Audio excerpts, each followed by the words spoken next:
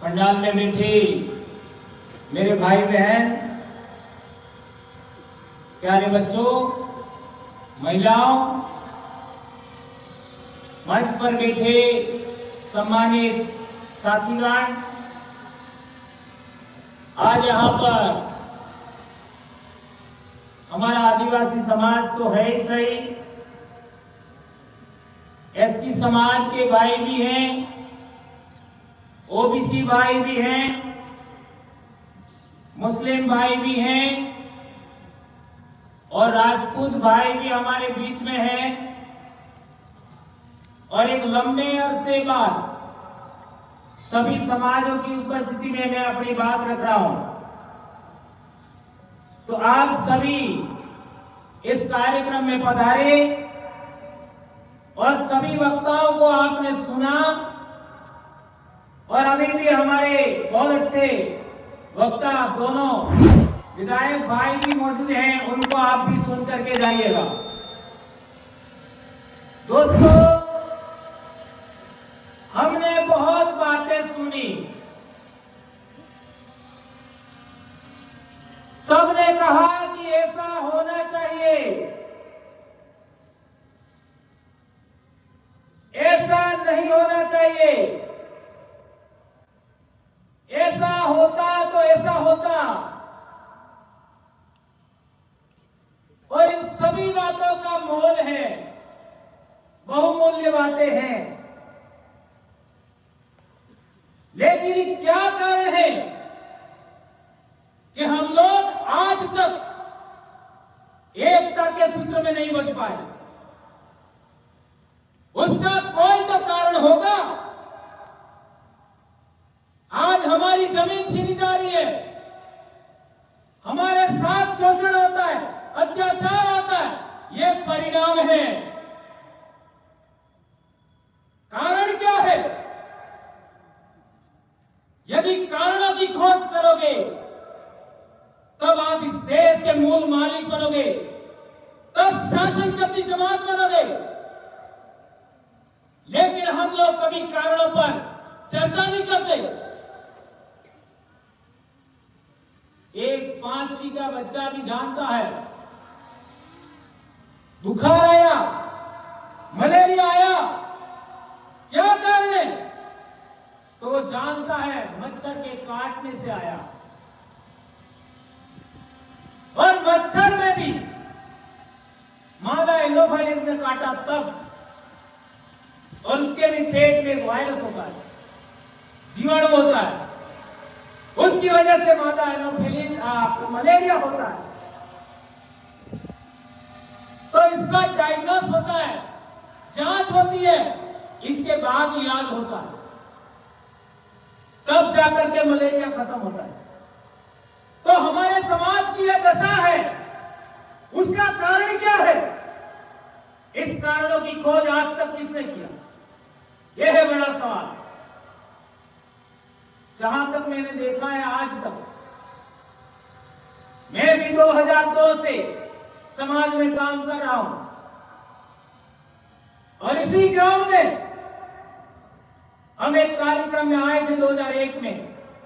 तब हम नए नए नौकरी लगे थे और आज पहली बार यहां से बोल रहा हूं डायरेक्ट से। लेकिन मैं कहना चाहता हूं, इतने लंबे अरसे 2002 से गिनोगे तो 22 साल हो गया, आज तक न एससी के लोग आदिवासियों से जुड़ना चाहते हैं,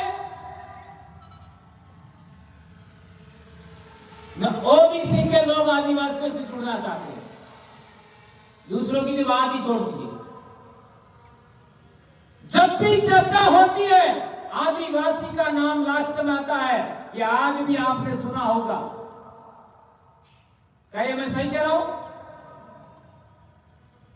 क्या आदिवासी लास्ट आदमी है? क्या इस देश में आदिवासी पहला आदमी है?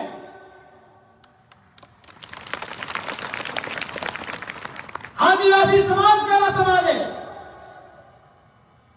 और सभी समाजों की समस्याओं का निराकरण करना है तो इसका इलाज भी आदिवासी के पास है। ये बात सोचनी पड़ेगी, समझनी पड़ेगी।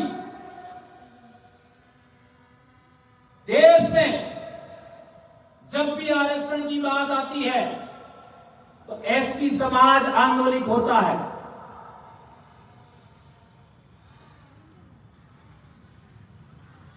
लेकिन अन्य समाज आंदोलित नहीं होती, अपेक्षा करो। और पिछले 10-12 साल के जनजागरण के बाद जब भी आरक्षण की बात आती है, एससी समाज के साथ आदिवासी भी आंदोलित होता है। और अभी पिछले कुछ एक सालों में ओबीसी समाज भी आरक्षण के लिए काम कर रहा है, आंदोलित हो रहा है। और मेरे भाई गुजर भाई ने बताया था, जाटों के बच्चे भी मारे गए, गुजरों के बच्चे मारे गए, मराठों के बच्चे मारे गए, पाटीदारों के भी बच्चे मारे गए। अर्थात ओबीसी समाज ने भी आरक्षण के लिए बलिदान दिया। लेकिन मैं कुछ और कहना चाह रहा हूं। आदिवासी समाज सबसे ज्यादा आंदोलित होता है तो वह जल, जंगल, जमीन के लिए होता है। जल, जंगल, जमीन के लिए आदिवासी सबसे ज्यादा आंदोलित होता है। सभी एससी लोगों से पूछना चाहता हूं, सभी ओबीसी से पूछना चाहता हूं, तुमने आदिवासियों का साथ कब दिया बताओ मेरे को। पूरे देश के एससी लोगों से पूछना चाहता हूं, ओबीसी लोगों से पूछना चाहता हूं, तुमने आदिवासियों का कब साथ दिया बताओ मेरे को। नहीं दिया। यह है कारण। हमारे बीच में अविश्वास की खाई है, वो इसी वजह से पार्टी नहीं जा रही है। ये बात समझना होगा। जहां तक राजपूत समाज की बात है, पिछले दिनों मैंने बाड़मेर में भी बात रखा था कि राजपूत समाज भी व्यापार नहीं कर पाता है, आदिवासी समाज भी व्यापार नहीं कर पाता है। उसका कारण क्या कारण है? कौन तो कारण होगा? ईडर के राजा मांडलिक के जमाने में, अर्थात 6वीं शताब्दी, और गुहिल वंश का प्रथम राजा गुहिल, उसको संरक्षण दिया भील राजा मांडलिक ने ईडर में। उस जमाने से राणा प्रताप तक भीलों ने साथ दिया। क्या ये बात सही है, गलत है? लेकिन 1818 में रजवाड़ों ने जब अंग्रेजों से संधि किया, आदिवासियों की सलाह नहीं ली, और इस वजह से आदिवासी अपने स्वायत्तता के लिए आंदोलित हुए। और इसी आंदोलन को रोकने के लिए मेवाड़ भील कोर का गठन किया गया और हमारे खेरवाड़ा क्षेत्र में बनाई गई। और इसके बाद आप लोगों ने देखा होगा 1881 का जुलाई का आंदोलन, 1913 का मानगढ़ आंदोलन, 1922 का पांचकरिया का आंदोलन और 1922 का ही लिलुड़ी बटली का आंदोलन में हमारे हजारों लोग मारे गए। उस समय में किसने साथ दिया? उसके बाद देखते हैं राष्ट्रपाल का घटना हुआ, हमारे लोगों ने हमारे लोगों को मारा, नहीं साथ दिया। यह है बड़ी समस्या। और आज भी मैं गारंटी देता हूं, एससी समाज दूसरे लोगों से छुआछूत झेलता है, लेकिन कई पढ़े लिखे लोग आदिवासियों से भी छुआछूत करते हैं। क्या ये बात सही है? तो पहले सुनो तो सही, फिर सुधारने की बात करो। इसलिए मैं कहना चाहता हूं, जो एससी के लोग अपने लोगों के साथ छुआछूत भेदभाव करते हैं, ऐसे एससी लोगों की भी मुझे जरूरत नहीं है।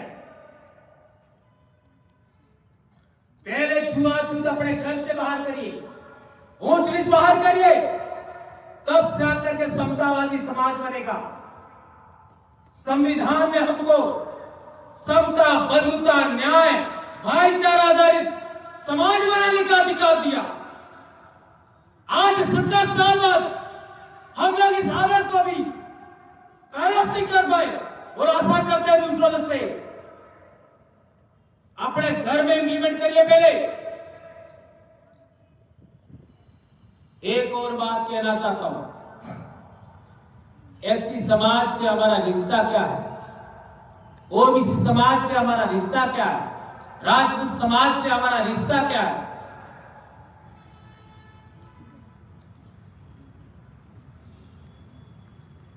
चौथी शताब्दी में चीन का यात्री फाहियान भारत में आया था।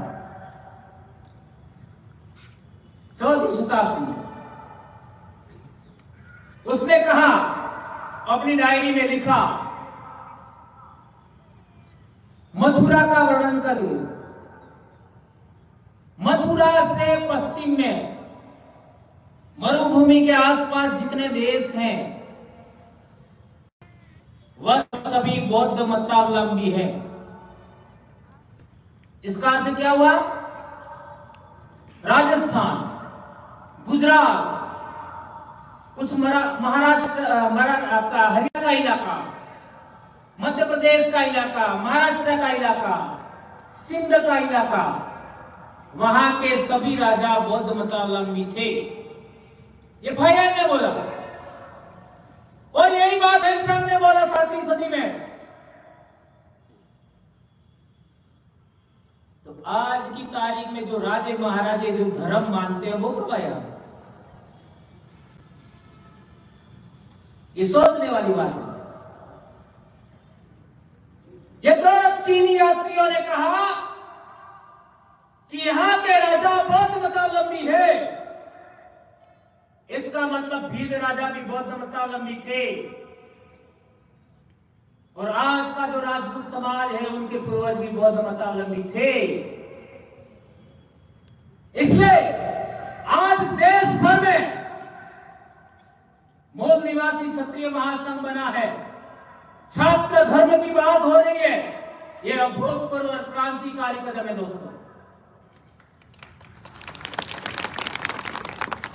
हमारे देश का कल्चर, हमारे देश की संस्कृति, आज अरब के यात्री आए, अरब इलाके से, उन्होंने लिखा है भारत में समनीय धर्म था। अभी समनीय धर्म क्या है? बौद्ध धर्म